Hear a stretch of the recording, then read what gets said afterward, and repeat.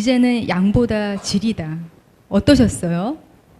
20대 동안에 여러분의 사랑은 어땠나요? 제가 전에 대학생들 신입생 OT에 이렇게 강의를 간 적이 있어요. 근데 제가 한번 제 트위터 친구들한테 물어봤어요. 여러분들이 과연 대학생 그 시절로 돌아간다면 과연 뭘 어떻게 할 것인가? 가장 후회되는 건 또 뭔가요? 이런 식으로 물었더니 정말 가장 많이 나온 그런 답이 두 가지였어요.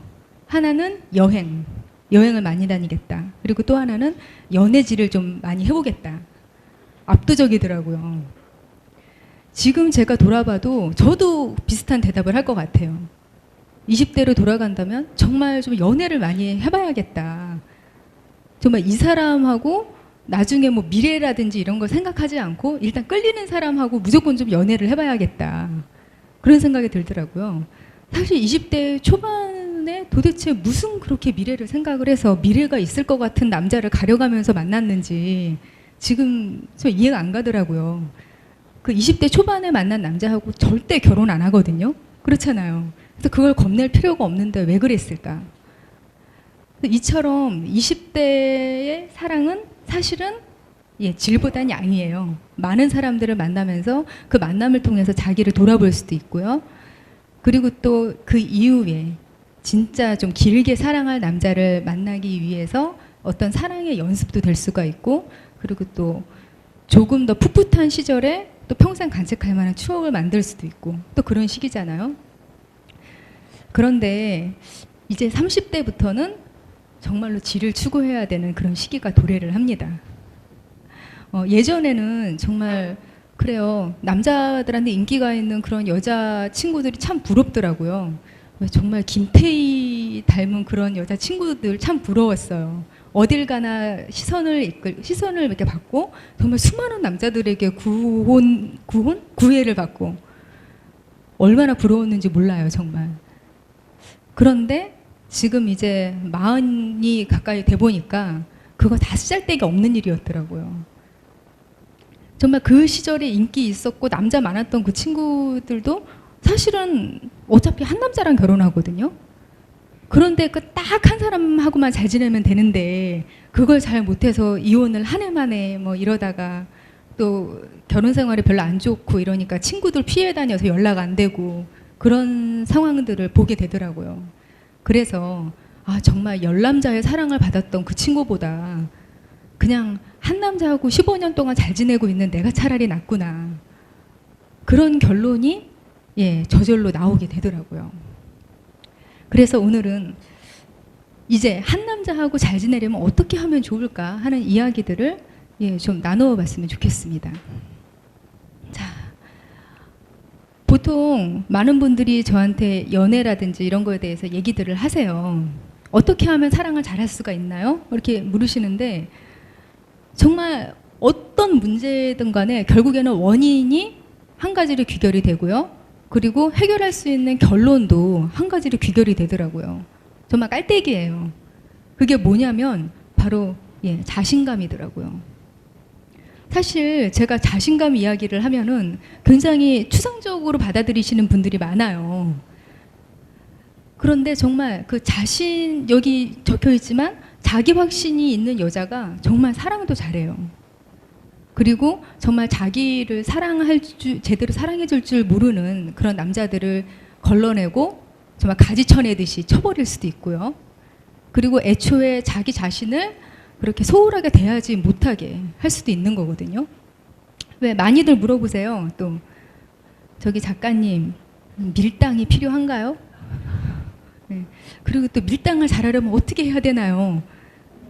이런 질문을 정말 어디 나갈 때마다 사실은 받게 되는데 그 밀당이요. 솔직히 말씀드리면 필요해요. 그게 왜 그러냐면요. 남자들의 특성 자체가 자신이 너무 쉽게 얻은 거에 대해서는 그렇게 소중히 여기지 않는 그런 아주 못된 습성이 있어요.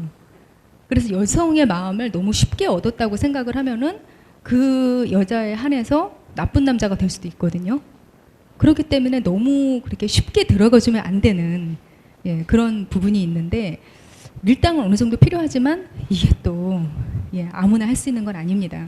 예, 이런 게 타고나는 그런 분들이 있으시더라고요. 도대체 어떻게 그런 건 또 타고나는지. 또 그런 분들 보면 또 집안 내력인 경우도 많아요. 예, 어머니가 예, 정말 딸들에게 어렸을 때부터 그걸 전수를 해주시는데 저는 제 친구 중에 하나가 그걸 타고난 친구가 정말 있거든요. 별로 그렇게 뭐 어떤 다른 면에서 뛰어난 걸 모르겠는데 정말 그 남자들을 너무나 손에 이렇게 갖고 노는 그런 타입이었어요. 나중에 이야기를 들어보니까 7살 때부터 어머니가 남자란 자고로 뭐 이런 얘기를 들으면서 자랐다고 거의 세뇌 수준으로 그렇게 밀당하는 기술을 타고났거나 전수해 주시는 어머니가 없거나 어떻게 해야 돼요? 하긴 해야 되는데 그럴 때 바로 필요한 것이 자신감이더라고요. 이게 잘 못하는 사람이 억지로 이렇게 당겼다 밀었다 하면은 이 타이밍 못 맞춰서 너무 당겼다가 확 엎어지기도 하고 예, 밀었다가 그냥 튕겨 나가기도 하고 그런 아주 불상사가 벌어지거든요. 그렇기 때문에 이 자신감을 가지고 자기 확신이 바로 서 있으면은 그게 저절로 밀당이 돼요. 자기 기준이 있잖아요. 그럼 거기서 무리한 것을 요구를 하거나 소홀히 여기는 그런 선을 넘는다. 그러면은 그 선을 중심으로 해서 보이콧할 수도 있고요. 또 자기 마음 끌리는 거에 따라서 또 이렇게 끌어당길 수도 있는 거고요. 그래서 자기 어떤 자신감, 자존감이 든든한 여성들이 연애를 결국엔 잘하더라고요. 근데 연애를 잘한다는 거는 아까 드렸다시피 첫눈에 그 남자를 뭐 눈빛으로 꼬여서 뭐 이렇게 한번 낚는다 이런 것이 아니에요. 한번 그 잘 지내서 사귀게 된 그런 남자들과 좋은 관계를 유지하는 정말 오랫동안 좋은 연애를 하는 그런 분들의 특징이라는 거죠. 그래서 보통 또 그런 질문들 많이 하시죠. 그렇다면 이 자존감 어떻게 하면은 우리가 든든하게 지킬 수 있을까요? 이거는 자기만의 방법이 있는 것 같아요. 제가 요즘에 또 다음 책을 위해서 이 자기의 20대를 잘 보내서 성공한 그런 사람들을 지금 인터뷰를 계속 하고 있거든요. 근데 그분들에게 가장 공통된 게 당연히 자존감, 자신감이에요. 근데 그걸 키우는 방법들은 참 너무나 다양하더라고요. 그래서 되게 아주 여러 가지이기는 한데 3가지로 추려보면은 경험. 그래요. 경험이 참 중요하더라고요. 왜 버나드 쇼가 그런 얘기를 했어요. 타인의 경험을 통해서 배울 수 있을 만큼 현명한 사람은 없다. 그러니까 아무리 남의 얘기 뭐 그렇게 전해서 듣고 뭐 그렇다고 해도 자기가 경험해보지 않는 이상에는 정말로 배울 수가 없다는 거거든요. 근데 정말 제가 요즘 인터뷰하고 다니는 그 사람들의 대부분이 수많은 경험들을 사서 고생하듯이 그렇게 한 사람들이더라고요. 그 경험을 해야만 어떤 인생에 있어서의 진리를 자기만의 것으로 만들 수 있는 거죠. 배움이라는 게 그런 거라고 해요. 자기가 이미 알고 있다고 생각한 것을 자기만의 방식으로 깨닫는 것. 그게 바로 지혜다. 이렇게 이야기를 하는데 그러기 위해서는 당연히 경험이라는 게 많이 필요하죠. 그래서 그 경험을 통해야 되고 그리고 아무리 경험을 많이 한다고 해도 그게 자기 내면에서 그 제대로 승화가 되지 못하면은 그냥 고생한 것밖에 안 되거든요. 왜 그런 사람들 있잖아요. 연세 많이 드셔도 철없는 그런 노인분들 많으시죠. 경험해야 많이 하셨겠죠. 그분들도. 그런데 본인들의 경험을 승화시키지 못했기 때문에 철이 못 드는 거예요. 그리고 또 독서를 통해서 그런 것들을 많이 얻으시더라고요. 그리고 또 이 2가지를 통해서 자기만의 어떤 그 생각들을 많이 해나가는 작업이 많이 필요한데 제가 지난달에 인터뷰했던 분은 바퀴벌레와 지와 동거하던 그런 지하 그런 거기서부터 출발을 하셨는데 지금은 뭐 대단한 사업가세요. 근데 그분 같은 경우도 고등학교 때 자기의 꿈에 관한 것들을 A4 용지 4장에다가 적었는데 그게 자기 평생의 그런 나침반이 되었어요. 그래서 그걸 가지고 갈 수 있었다고 이야기를 하더라고요. 지금은 그분은 40대신데 아직도 그 A4 용지 4장 그거 갖고 계세요. 그러니까 무언가를 적는다는 게 그만큼 좀 가장 손쉬운 방법일 수도 있다라는 생각이 들어요. 자, 이제부터 남자와 좋은 관계를 유지한다는 거, 이거에 대해서 한번 이야기를 해볼 텐데요. 자, 플러스보다 마이너스를 관리하라. 이게 무슨 말일까요? 보통 정말 유난히 금슬이 좋은 그런 부부들, 커플들이 있어요. 그 1년 사귄 커플, 뭐 100일 된 커플 그냥 제쳐둡시다. 예, 잘 지낼 수 있어요. 그쯤은. 20년, 30년 잘 산 분들 얘기를 제가 들어봤어요. 근데 그분들이 하는 이야기가 보통 뭐 얼마나 잘해줄까 이런 게 궁금하잖아요. 그쯤 되면 뭐 서로 그 30년 살았는데도 서로 뭐 닭살 떨고 막 이러는 부부들이 있거든요. 근데 얼마나 이벤트를 잘해주고 뭐 얼마나 집안 살림 많이 도와주고 좋은 선물을 항상 해주고 그러니까 그런 거에 대해서 많이들 궁금해하는데 의외로 그런 커플들의 가장 그 방법 중에 방법의 하나가 바로 마이너스를 관리하는 거예요. 그러니까 서로 잘해줄 때 좋을 때 얼마나 잘해주느냐 그게 중요한 게 아니라 서로 감정이 안 좋아서 정말 이 사람이 너무나 멀게 느껴지고 그냥 확 내일이라도 그냥 이혼하고 싶을 때 갈라서고 싶은 생각이 들 때 그런 기분이 들면 일단 어떠냐면은요 저도 많이 경험해 봤거든요. 이 사람한테 무슨 말이든 다 어떻게 하면 이 사람한테 상처가 될까 이런 말을 막 하고 싶어요. 정말 막 속을 막 박박 긁고 싶고요. 정말 뭐 예전에도 얘기했지만 저희 남편이 좀 목이 길고 막 그렇거든요. 그래서 타조라고. 그래서 이 타조야 막 그러면서 막 욕도 하고 어떻게 하면 좀 기분 나빠할까 그런 걸 찾아서 막 이렇게 싸우고 싶고 막 이랬는데 바로 그 감정이 들 때 그때 어떤 그 하한선을 지켜서 더 이상 내려가지 않도록 하는 게 가장 중요하다는 거죠. 제가 그 정신과 의사분하고 이야기를 하는데 그분이 그런 이야기를 하세요. 평생 가면을 써라. 그 얘기를 저한테 하더라고요. 제가 사실 부부 상담했었거든요. 그분한테. 어떻게 하면 이 미운 걸 어떻게 좀 할 수 있을까요? 그랬더니 지금 그 남인숙 씨의 그 내면에 뭔가 이렇게 굉장히 안 좋은 그런 면이 있다고. 굉장히 용의주도하면서 뭔가 좀 그런 게 있대요. 안 좋은 게. 근데 그걸 끝까지 숨기십시오. 남편이 평생 모르게 하십시오. 그렇게 얘기를 하더라고요. 그래서 아니 평생 산다면 그 모습을 어떻게 안 보이게 할 수 있나요? 그랬더니 할 수 있습니다. 그렇게 하셔야 됩니다. 이렇게 얘기를 하는 거예요. 그래서 아니 내 내면이 얼마나 흉악하길래 이렇게 끝까지 숨기라고 하나 그랬는데 그게 알고 보니까 그 얘기였던 거예요. 우리한테는 다 사실은 끝까지 그 바닥까지 보이지는 말아야 될 그런 내면이 사실은 있어요, 여러분. 왜 우리 누구나 다 화장실에서 큰일 보잖아요. 그런데 누구나 다 보는 거는 다 서로 알고 있는데 굳이 그거에 대해서 대화를 하면서 묘사를 하거나 막 그러지는 않잖아요. 그럴 필요도 없고. 그 비슷한 면들이 있는 거죠. 아름답지 못하고 굳이 보여서 득이 될 것이 없는 면들은 숨겨야 되는 것. 그래서 그 마이너스 관리를 정말 잘해줘야 된다는 거죠. 제가 옆집에 어떤 사는 부부가 있었는데 그 부인이 저한테 자기 부부싸움한 이야기를 해주는 거예요.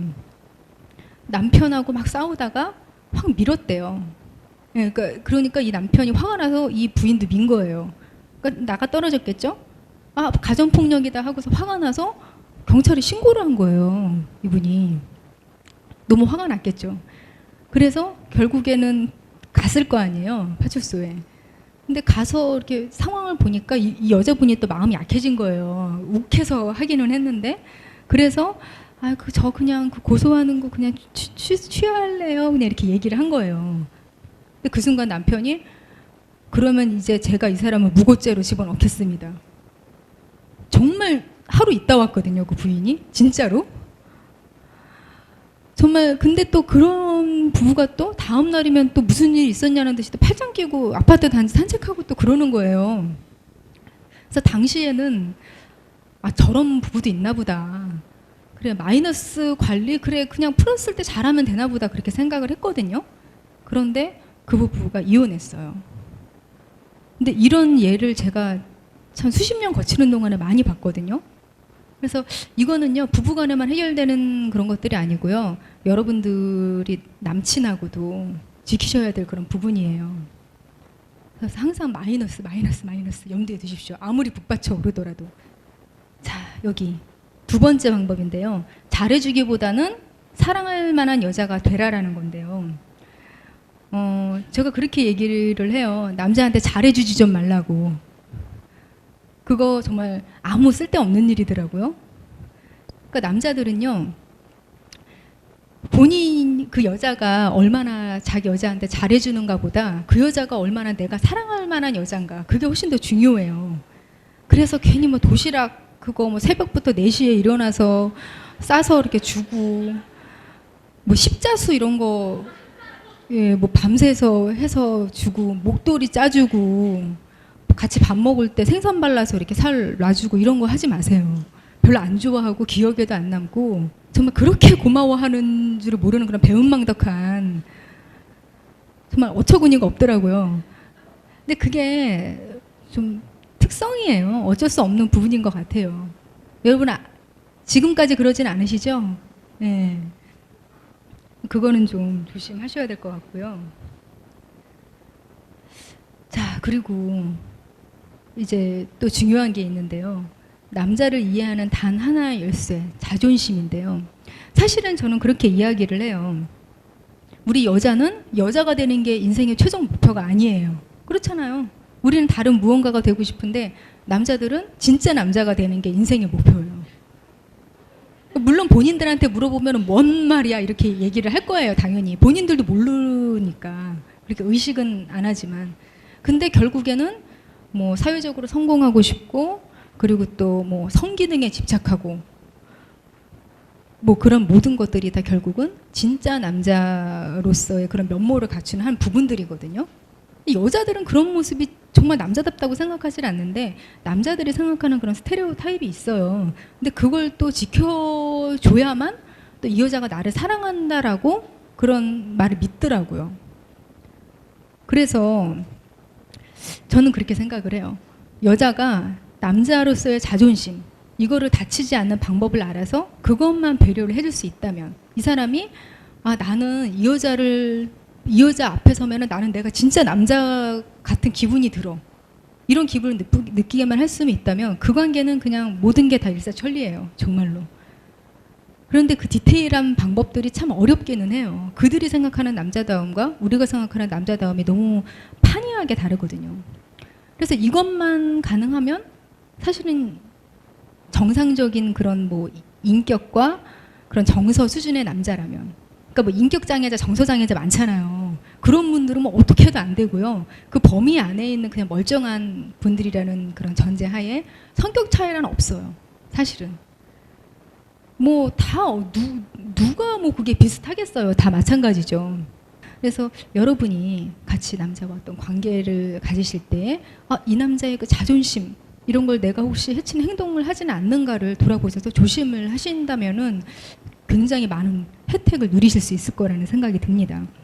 그래서 저는요, 정말 농담으로라도 남편한테 뭐 능력이 없다, 뭐 이런 거 하나 못해 남자가, 라든지 뭐 여자 같아 라든지 이런 종류의 비슷한 말은 아예 하질 않습니다. 나오려고 해도 입을 흡 하고 이렇게 틀어막는, 차라리 뭐 배 나왔다, 뭐 냄새 난다, 뭐 더럽다, 그러니까 이런 쪽으로는 얘기를 자유롭게 해요. 뭐 그런 쪽으로 뭐 얘기를 못할 만큼 15년 살았는데, 근데 하지만 절대로 뭐 당신이 뭐 능력이 없으니까 그런 일이 생기지라든가, 당신이 못하니까 그렇지라든가, 뭐 무슨 일이 생겨도 당신이 이렇게 했기 때문에 이런 사태가 벌어졌어라든가, 그런 종류의 얘기는 참고 있어요.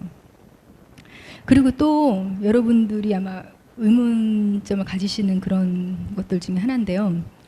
여러분이 만약에 지금 애인한테 자기야 날 사랑한다면 담배를 끊어줘, 만약 그렇게 얘기를 한다면 어떨 것 같아요? 끊을까요? 남친이? 절대 안 끊어요. 절대. 근데 그게요, 워낙에 어렵잖아요. 그것들이 어려운 문제이기도 하지만은 남자들이 여자 말을 듣는다는 게 굉장히, 사실은 그거 자체가 무의식에서 거부하는 일이에요. 그래서 어떤 행동 변화를 요구를 한다면 차라리 요즘 능력 있고 잘 나가는 남자들은 담배를 다 끊더라, 이렇게 유도를 하는 게 훨씬 효과가 있습니다. 그래서 그런 쪽으로 긍정적 강화를 하는 게 여러분들이 어떤 거 변화를 요구하는데 좋은 그런 방향이라는 거죠. 나를 사랑한다면 이렇게 해? 꿈도 꾸지 마십시오. 네. 그래서 그런 어떤 자존심을 지켜주면서 함께 그런 것들을 유지를 한다면 아주 좋을 것 같습니다. 그리고 나쁜 남자는 없다, 못난 남자만 있을 뿐, 이것도 바로 자존감에 관한 그 남자의 자존심이라는 건데요. 이게 훼손이 되면은 남자들이 굉장히 그 관계를 파괴하고 싶은 충동을 느낀다고 해요. 그 남자들이 자신이 어떤 그 감정이라든지 이런 데 서툴기 때문에 여자를 통해서 여자를 그 거울로 보는 심리가 있다고 해요. 그래서 여자가 불행해하거나 좀 불만을 표시하거나 그러면은 그런 거 자체를 야의 못난 놈아 이런 메시지로 받아들인다는 거죠. 그래서 불행한 여자의 모습을 보고 본인이 괴로움을 느끼고 자존감에 상처를 입게 되고, 그리고 그 자존감에 상처 입은 고통이 너무 커서 그 탓을 여자한테로 돌린다는 거예요. 그래서 실직을 하거나 뭐 본인이 너무 힘들어진다거나 이러면은 그 관계가 틀어지게 되는 거죠. 보통 뭐 실직 그게 비율이 올라가면은 이혼율도 같이 올라가거든요. 그럼 남자분들은 그렇게 얘기를 해요. 남자가 돈 못 버니까 여자가 버리는구나. 근데 사실은 그게 아니라는 거죠. 그 자존감의 그런 악순환의 고리 때문에 관계가 여자들이 견뎌내지를 못하고 그렇게 되는 경우가 사실은 많은 거예요. 그리고 남자들이 말하는 그 착한 여자, 사실은 우리가 알고 있는 거랑 판이하게 달라요. 우리는 뭐 봉사활동도 하고 뭐 이런 여자가 착한 여자잖아요, 우리가 생각하기에. 근데 그들이 말하는 착한 여자는요, 물론 뭐 몸매나 얼굴이 착해도 착한 거겠지만 사실은 내 말을 잘 들어주는 여자가 착한 거예요, 그들한테는. 그래서 제가 늘 얘기를 하는 게, 그들의 말에 무조건 동의해라. 근데 그러고서 네 맘대로 해라. 그렇게 얘기를 해요. 그냥 말로만 그냥 그래 네 말이 맞아, 당신 말이 맞아 이렇게 얘기를 하고 내 멋대로 행동을 해도 그들은 자기를 거절하는 걸로 받아들이지 않거든요. 그것도 바로 남자 정체성, 남자 자존심하고도 관계가 있는 거더라고요. 그리고 뭐 아무래도 30대니까 결혼하고도 관심이 많으실 거예요. 이거예요. 제가 지금 40 돼서 주변에서 결혼 상담을, 정말 30대 여자들 결혼 상담을 질리게 하면서 내린 결론이, 내가 좋은 사람하고는 결혼해야 되더라고요. 아무리 조건 좋아도 소용없더라고요. 제가 아는 그런 분이 얘기를 하는데, 자기 후배가 정말 엄친딸이래요. 그 아름다운 얼굴에 능력도 좋고 막 그런 사람인데 두 남자를 놓고서 갈등을 하더래요. 한 사람은 정말 조건이 좋은 사람이고, 한 사람은 그냥 뭐 그냥 대기업 다니는 사원인데 여자분이 워낙 조건이 좋았어요. 그러니까 그 남자분 같은 경우는 그 굉장히 부자 집안에 본인도 의사고, 그러니까 후배한테 얘기를 하기를 그 조건 좋은 의사랑 결혼을 하라고, 그 사람은 선택을 해. 그러니까 얼마나 그게 그 사람이 더 평생 후회하지 않을 거다 그렇게 얘기를 했대요. 계속 몇 달 동안. 그런데 이제 두 사람을 상담을 하다가 만나보게 된 거예요, 이 선배가. 근데 막상 보고 나서 봤더니 그 대기업 사원이 너무나 잘생겼더래요. 아, 이 후배가 갈등을 하는 이유가 있었구나, 그런 생각이 들면서 막상 이렇게 두 사람을 보니까, 야 그냥 회사원이랑 결혼해라. 네 마음 가는데, 이게 저절로 나오더라는 거죠. 근데 그 조건이 나쁜 남자랑 결혼했지만 그분 잘 산대요, 굉장히. 그러니까 결국에는 그래요. 결국에는 내가 좋은 사람하고 하게 되는 거. 그리고 한국에서의 결혼이 너무나 어려워요, 여러분. 저도 14년 됐거든요. 어렵거든요, 결혼 생활 굉장히. 그래서 이 사람을 정말 사랑하고 좋지 않으면은 그걸 이겨낼 동기가 없어요. 정말 그 조건이 그만한 동기가 못 되더라고요. 모르겠어요. 그 삼성 재벌 뭐 이런데 결혼을 하면 그걸 이겨낼 동기가 되는지, 혹시 돈이. 주변에서는 제가 못 봐서. 그리고요, 보통은 사람들이 그래요. 결혼을 보통 그 좋은 사람하고 그냥 하면은 거기까지가 끝이라고 생각해요, 노력은. 근데 사실은 그렇지가 않거든요. 그때서부터 노력을 해야지 잘 살 수가 있는 건데. 그래서 그런 생각을 먼저 가지고 들어가면 편합니다. 그리고요, 세 번째, 남자의 능력에 관한 건데, 저 능력 있는 남자 많이 보거든요. 가정에 소홀해요. 자기 부인하고 뭐 자기 그 자녀들 얼굴 보기가 힘들어요. 그걸 보면은 참, 이건 선택의 문제구나라는 생각이 들더라고요. 그렇기 때문에 능력만 보고 남자를 결혼할 때 그런 어느 걸 과연 내가 원하는 삶인가를 좀 생각을 하셨으면 좋겠어요. 그래서 가정적인 남자들은 확실히 야망은 없어요. 네, 그런 거는 있어요. 근데 제가 인터뷰하는 그런 사람들 중에서 20대 때 꿈이 내 여자랑 행복한 가정 이루고 싶다 이런 사람이 있었어. 이런 사람들이 있었어요. 그런데 그분들이 나름대로 그 자기 일에서 어느 정도 위치에서 굉장히 일을 잘하고 있는 거예요. 뭔가 이뤘어요. 그래서 그게 뭔가 했더니 내 여자랑 행복하게 살려면은 기본적으로 돈은 잘 벌어야 된다. 이런 게 잡혀 있는 거예요. 그래서 그런 가정적인 남자들은 큰 성공은 못 해요. 제가 보기에. 큰 성공, 우리 남편도 얘기 들어보면은 가늘고 길게 가자, 회사에서. 승진, 그리고 빨리빨리 하면은 빨리 은퇴해야 돼. 막 그러면서. 그런 생각이던데. 야망은 없지만 또 나름대로 다른 그런 면들은 있더라고요. 그러니까 어떤 게 과연 좋은 것인지는 여러분들이 좀 선택을 하셔야 되지 않을까라는 생각이 들어요. 그러니까 뭐든지 자기가 청사진을 그리고 있으면은 비슷하게라도 가는 게 있거든요. 그리고 나는 정말 이런 남자는 견딜 수가 없어. 뭐 이런 면들이 있을 거예요. 이제 여러분들은 그런 면들을 스스로 아셔야 돼요. 괜히 뭐 조건 보고서 뭐 난 조건 없이는 뭐 안 돼 하고 만났는데 그게 아닌 이런 경우도 많거든요. 그러니까 이제는 본인 내면에 어떤 남자, 어떤 결혼을 원하는지 그런 것들을 탐구하시고 결론을 내리시는 그런 여러분들이 되셨으면 좋겠습니다.